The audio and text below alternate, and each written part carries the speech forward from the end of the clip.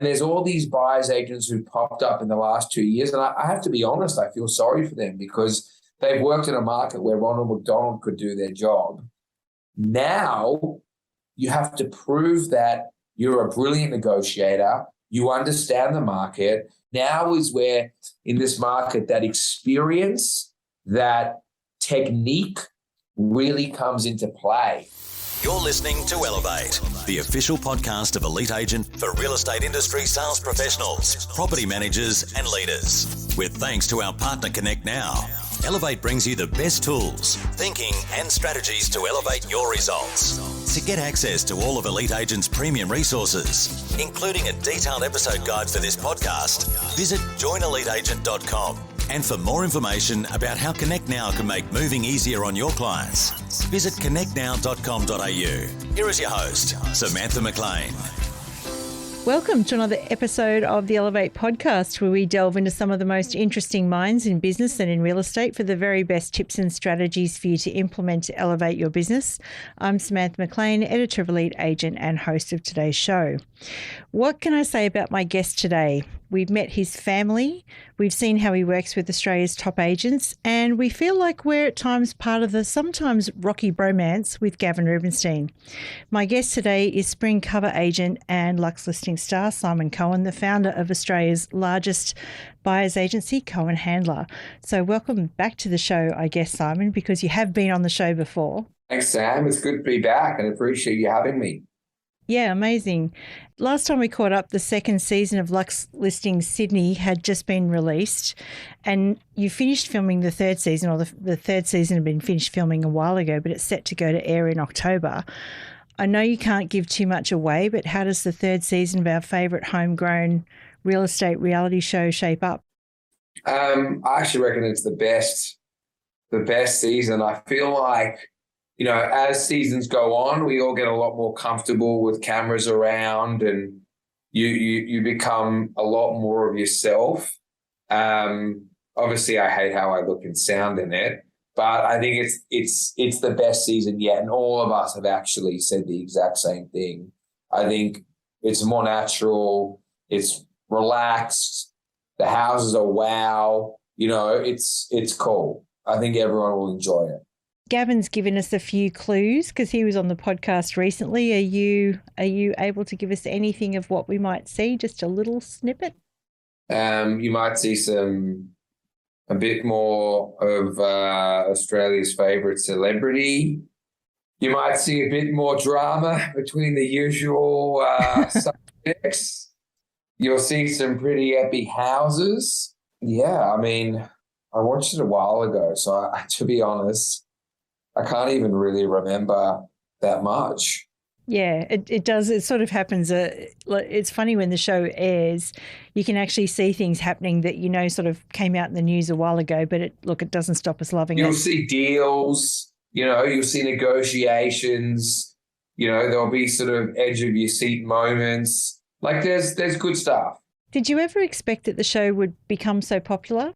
Absolutely not. I mean, it is mind-blowing how popular it is. I just came back from Europe, actually, and I was stopped by someone in this little village in Puglia who didn't speak English, who recognized me, people in Paris, people in Singapore. It's really amazing the effort Amazon put together to make the show so good that it's become so popular. And I guess it's done a lot of good things for business. It's been a great thing for business. I mean, the awareness it's built around the world about what buyer's agents do, especially in Australia, the awareness it's built for all of my buyer's agents at Cohen Handler, it really has been amazing for us. We've been very lucky that our clientele has grown dramatically from local and around the world. And, you know, that is testament to the show, and we've been very fortunate that it's been so positive and people have been able to see what we do, the value we add, and who we are. And I mean, look, we could talk about Luxe Listings all day, but we might save that for October when it comes out. Yeah, you guys get one of the only interviews. So, let's save a bit for when it comes out, right? I know we'll have to save something, and I'm sort of hoping that there'll be another big launch and stuff like that, because that was super fun last time. Or the exclusive. Yeah, I got to sit next to Gavin's dad, so that was very, very cool. Oh, good.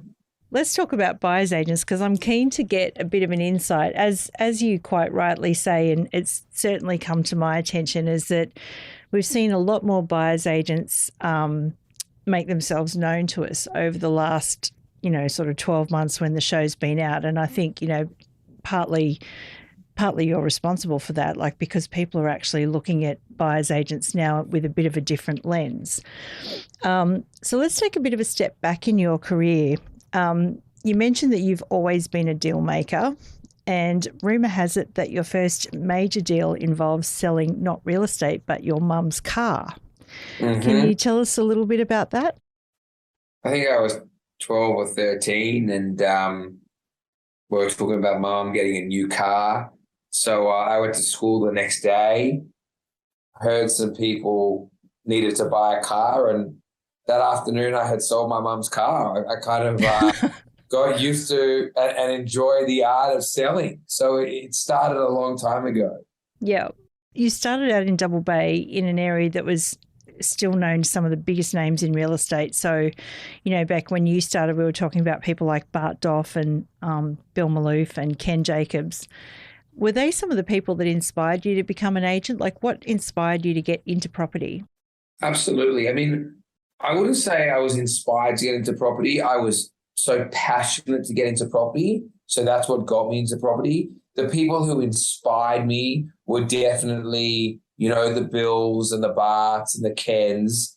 I was from the North Shore of Sydney. It was a less affluent area than the eastern suburbs. They were selling these multi-million-dollar mega mansions and had these lifestyles I thought were amazing. And so as a young kid, those were the things that inspired me. What inspired me about, those three gentlemen and others, Michael Pallier, is how well they had done out of it, how they had made it their lifestyle and their career, and they were known as the go-to people.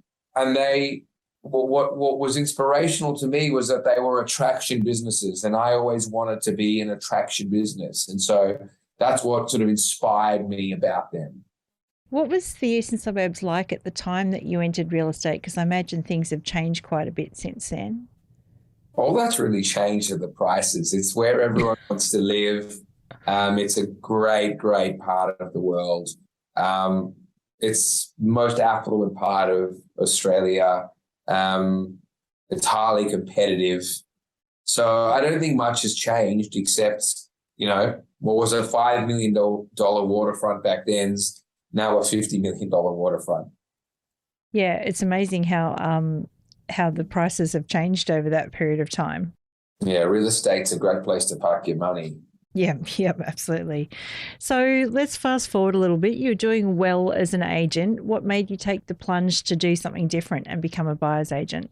So I had been an agent for 5 years. I was really enjoying it, but I was really just somehow naturally drawn to working with buyers. I did a lot of buyer work. I was trying to find properties for buyers. I just had this idea that without the buyer, there's no deal, and no one really took the buyer seriously. And so I was showing, all my buyers as much as I could, but I could really only show them the stuff that Ray White Double Bay had, which is where I worked at the time.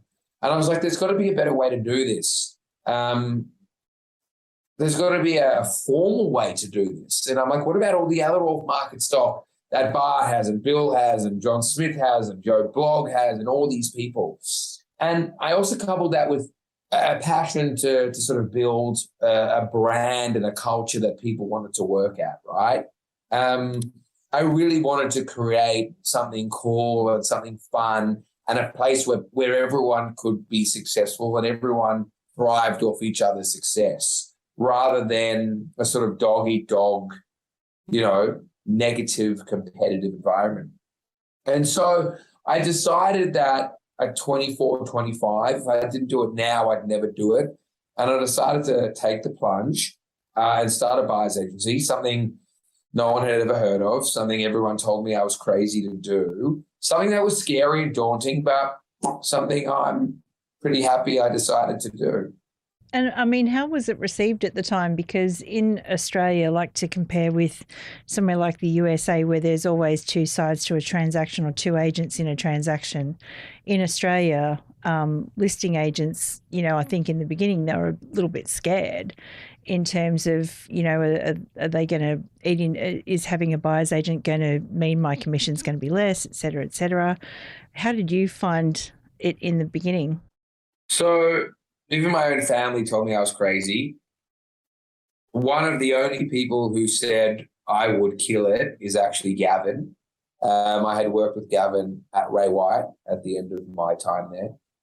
And there was this huge inertia from the marketplace. As you say, agents were scared. They wanted to know where we fitted into the puzzle. Are we trying to cut their grass? So not only was there was this huge education piece to the buyers and the public around what we do, but there was this education piece, this almost prove yourself piece to the agents on how we added value, how we helped them, how we worked together, how we fit into part of this service. And so it was very, very difficult, but also very exciting. We were young, starting a business. We were passionately excited about what we were doing. So all of that stuff, whilst it was negative and bad when I look back on it now, it wasn't a deterrent for us. It was a hurdle that we just wanted to jump over and we knew we were going to. So this all happened in 2009 as well, which was sort of like on the back of the GFC. What were some of the challenges that you faced as a result of that? Because we're sort of coming into, well, it's not another GFC, but definitely there's been a bit of a change in the market. Well, we were opening a business during a global financial crisis, a business that no one knew about, a business that charged fees that no one wanted to pay for. So we had a lot of challenges. One, getting people to understand what we do. Two, getting people to trust us. And three, getting them to pay us. They were all hurdles, but I'm not someone who ever gets deterred or steps away. When I see something as a speed hump or a hurdle, for me, there's always a way over it or around it. And so I look back on it and I think to myself, what a great time to have started a business, because we started in a time where people were so cautious and so weary. We learned how to navigate through one of the toughest and most uncertain markets ever. And there's all these buyers agents who popped up in the last 2 years. And I have to be honest, I feel sorry for them because they've worked in a market where Ronald McDonald could do their job. Now you have to prove that you're a brilliant negotiator, you understand the market, you're going to advise them correctly. And now is where in this market that experience, that technique really comes into play. And so I feel like having started back then in such a tough time has almost built the backbone of what has been the success of our business as far as, experience and those sorts of things go. Absolutely. And so we've seen on the show, look, the eastern suburbs is a small place. When I first moved to Sydney, I lived in the eastern suburbs, and you sort of couldn't walk down New South Head Road without tripping over someone And I imagine that it's even, more amplified in real estate. How do you go about forging good relationships with the other agents and keeping them? Because, I imagine, it is very competitive out there. So balancing the needs of everyone must be very tricky. Our job, and why we are who we are is we have very strong relationships, long-standing, deep relationships with the real estate agents. One, that's because we've been doing it so long, longer than anyone else. But two, the backbone of our business has always been on ethics and integrity.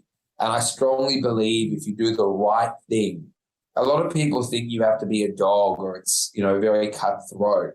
I don't have that philosophy.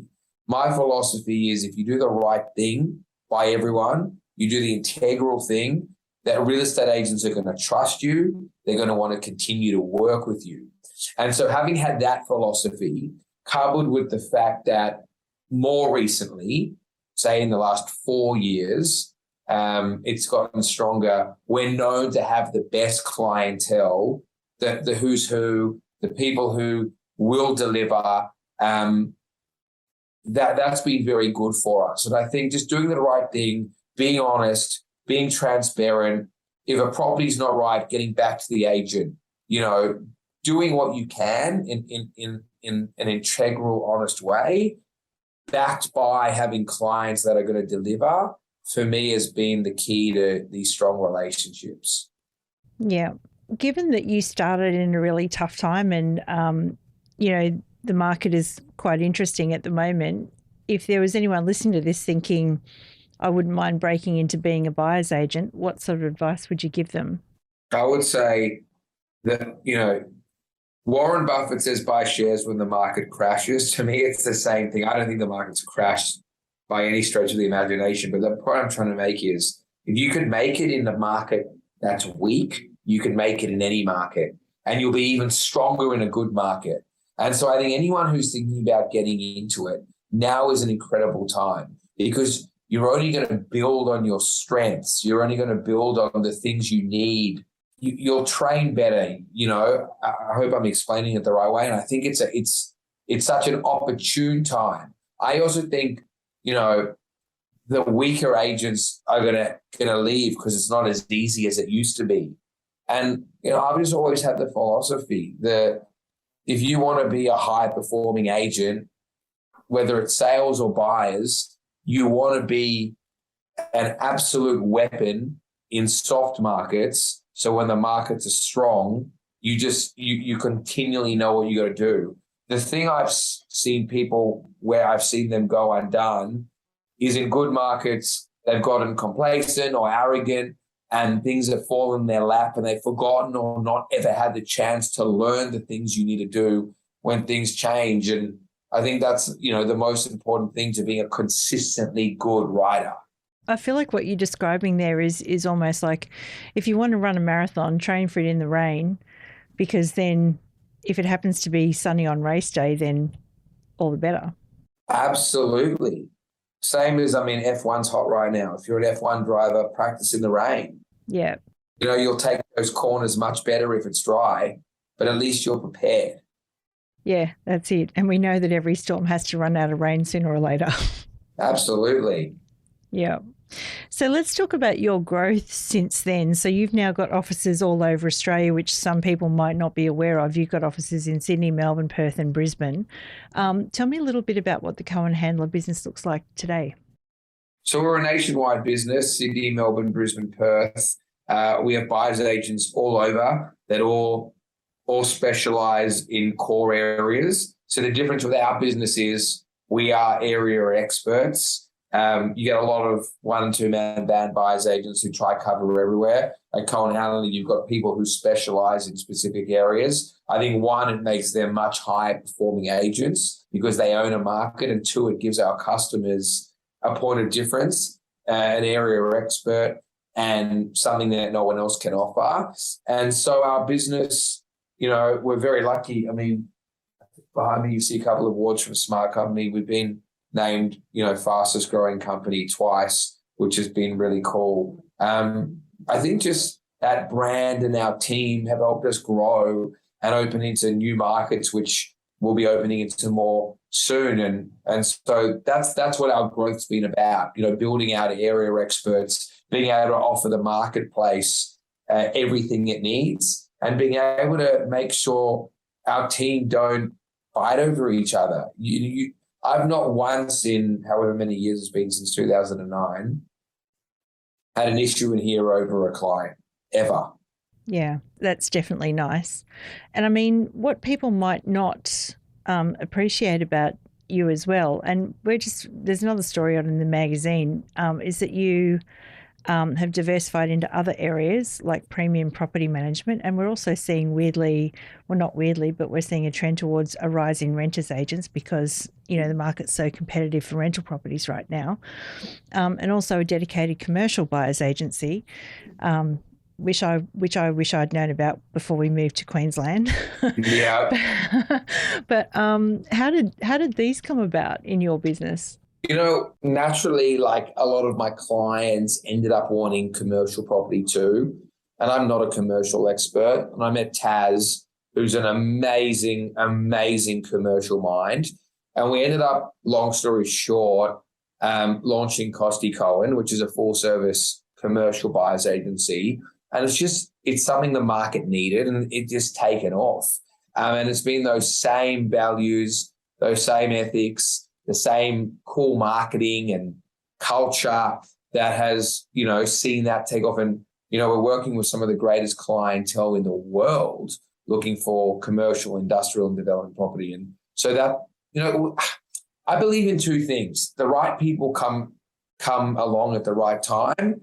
And when there's a gap in the market, you'll just know it. You can never pick it. You'll just know it. And if you open at the right time, doing the right things, it'll work. And what about the rental side of things? Has that been big for you as well? Huge. I mean, we buy a lot of investment properties, or clients move overseas. And so we've grown a very big rental business. And so there's more growth on the agenda for you with international plans ahead. Can you tell us a little bit about where Cohen Handler might head overseas? I'd love to, but I just have to stay tuned. I felt that coming. Unfortunately, everyone copies what we do, we just have to be tight-lipped for our launches. But yeah, everyone just copies us. Everyone tells me to take it as a compliment, but I just can't spill that right now. Yeah. Know how you feel sometimes. Yeah, I bet you do. So where do you see yourself in 10 years' time, or where would you like to be in 10 years' time? I think my business is servicing every market that needs our service. So whether that be everywhere nationally, in great places internationally, I see our brand continuing growth, continuing what we're doing. The thing I love the most and the best part about being a business owner is having people come on board and watching them grow and seeing them succeed and seeing them turn into top agents. And I just want to continue doing that over the next 10 years. I still feel like I'm young. I've got a lot to do. I love being a buyer's agent. And so I kind of want to just keep doing what I'm doing, growing the team, seeing people succeed around me, being part of a high-performing office. I don't want very much to change. Yeah, well, if I had your job, I don't think I would either, actually. I think it's a pretty fun job. yeah, absolutely. I feel like watching that TV show, I feel like you're the one that's having the most fun all the time. And there's a lot of stress. I look tired because I was up till like 1 a.m. negotiating a deal. I'm pretty exhausted today, but it's also very exciting. So yeah, well, I can, I've just sort of dunked my toe into the water of looking at properties to buy, and I can definitely see how having someone taking the stress of auctions and negotiation away from you would be a very good thing. Yeah, no, it's a good thing. Plus getting you all the off-market properties. So we're going to have to get you an agency agreement. We'll get you signed up after this. Well, I would expect no less. I'll give you a good deal. Don't worry. Sorry, don't worry. Thank you. So the other thing that I want to talk to you about, obviously, is a lot of real estate businesses are family businesses, and yours is no different because you've got, some of your family in your business as well. And can we talk a little bit about your mum, Jen's role in the business, because she's a definite favourite with our team. We always love it when she gets a bit of airtime in the show. What's it like working with your mum? She's become like everyone's favourite. I can't go out with her without people being like, oh my God. Jen. I have to say I'm incredibly lucky because to have her who runs the business like it's her own, is so dedicated to it like it's her own, but it also looks after all of the finances and that sort of stuff. So I don't have to worry about it. And who can you trust more than your mum? It has been an amazing blessing for me. And it has also helped the culture of this business be like a family business. And that's something I'm very grateful to, because it started out kind of just us. it's turned into everyone feeling like a family, and we all look out for each other. And that's a very cool part of it. This office, when people leave to do other things, the one thing they say the most is they miss the culture here, because everyone is incredibly close and protective of each other. Yeah, it's really, really nice. So let's round off a bit with something about what you're seeing in the Sydney market at the moment. What's happening in the premium end of town? Strong. I'm seeing a lot of buyers and very little good quality stock. And so prices are still holding up, unfortunately. But, we're finding a few gems as far as deals go. And we've been lucky enough to see some of those deals that I was seeing back in 2009. So it's an interesting market. And I revert back to what I was saying before. In this market, as a buyer's agent, you have to know what to look for. You want to make sure you're not the schmuck who overpays for something. So you really need to know your market, understand your market, have those strong relationships, and be able to monitor it and make sure your clients are making the right decision. I think also too, we should mention, with offices all around Australia, some people might be under the impression that you only deal in the top end of the market, but you also buy properties of all price ranges and things like that for other people. What are you seeing at, the mid or lower end of the market? I would say as a company, our average price is probably $2 million. What I'm seeing sub $3 million is the market's definitely softened. There's no question about it. Yeah. And are there different skills that you would need in a softening market right now? As a buyer's agent? Yeah. The skill to understand your market, the skill to negotiate harder, the skill to read the room, the skill to uncover opportunities that are out there. I think you still need to be skilled if you want to be successful at this, and you want to really give your clients what they deserve. And I guess a couple of last questions actually. So if I was a listing agent right now, give me the 10-second elevator pitch as to why it is really good to work with a buyer's agent over just working straight direct with a consumer. Well, you're dealing with someone who knows what they're doing. They know how to close. They've got a legitimate qualified buyer, and there's going to be no mucking around. So if there is offer and acceptance, it's a deal that you can consider done. Yeah, and I'm sure a lot of listing agents would like to hear those words right now as well. It's so interesting. I assess my business at the end of every year, and if I had a pie chart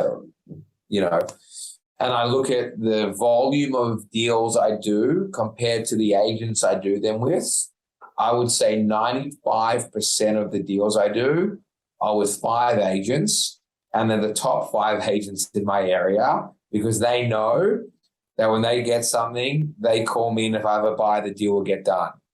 And it's so interesting that it's the top performers, the people who don't need buyer's agents, are the ones who come to us the most, because they see how easy we make the process for them and how valuable we are. Yeah, I can definitely understand that.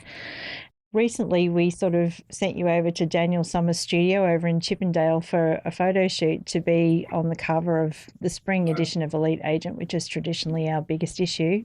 How was that experience for you? Did they look after you?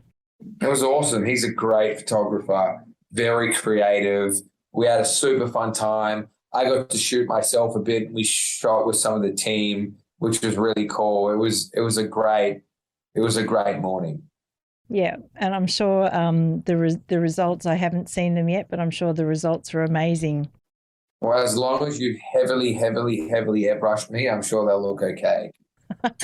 I don't think we need to. I think all that TV experience has just made you a pro at all this, so all good. But I'd like to thank you for joining us today on the podcast. It's amazing to have you here, and thanks for taking the time out of your busy schedule. I ask one final question of all of my guests on the podcast, and that's if there was one last piece of advice or takeaway for our listeners, what would it be? I think your reputation's everything. And whatever you're doing, whether you're a sales agent or a buyer's agent, your reputation is going to follow you wherever you go. I was about to hire someone yesterday, and 4 of us interviewed this person, and 4 of us thought they were great. And we called some references, and the references were all really bad. And we're not going to hire them because of that. The point I'm trying to make is you never know what's going to happen, whether you want to list someone, whether you want to, it's a sale or it's a purchase. Your reputation is the most important thing. So whilst it might be easy to do something dishonest or unethical to make a quick buck, if you're in it for the long game, that quick buck's irrelevant, because what will come back in spades is far greater than what you're risking.